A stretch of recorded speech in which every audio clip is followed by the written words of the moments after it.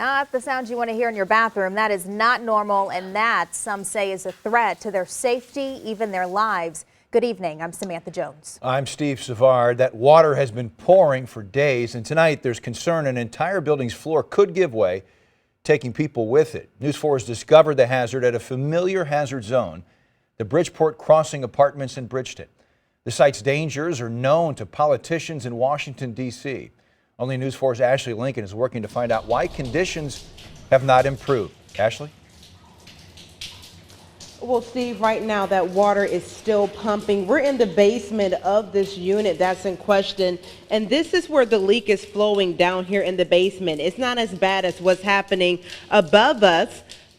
Residents tell us this leak has been happening for days, and no one has been out here to make any fixes.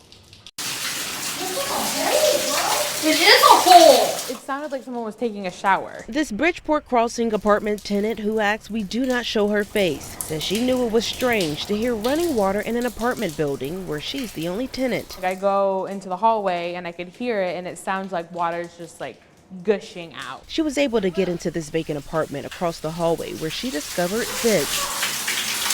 A collapsed ceiling with water dripping from the third floor pouring all the way down to the basement. The floor in that apartment could just give in at any moment.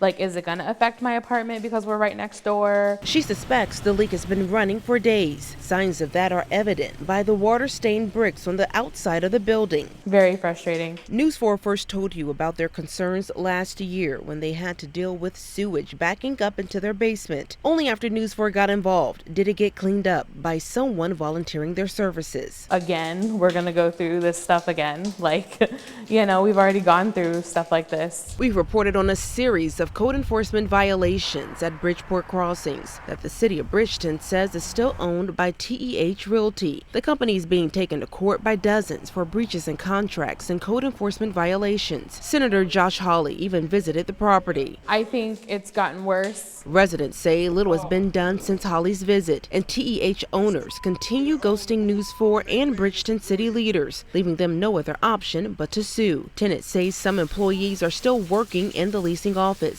I went by today and an employee didn't want to comment, but says they were unaware of the leak and that they'll have a maintenance worker make fixes tomorrow. I'm hoping that somebody will see it and do something about it.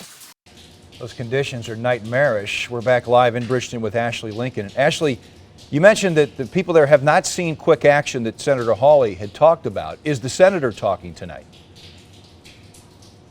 Well, we did reach out to him today for a direct comment related to this story. We're still waiting to hear back, but I did find out that he did tweet out earlier this evening regarding the story that we did last week. I believe we have that tweet up on the screen. The tweet that he sent out said, "Could this landlord be any more of a scumbag?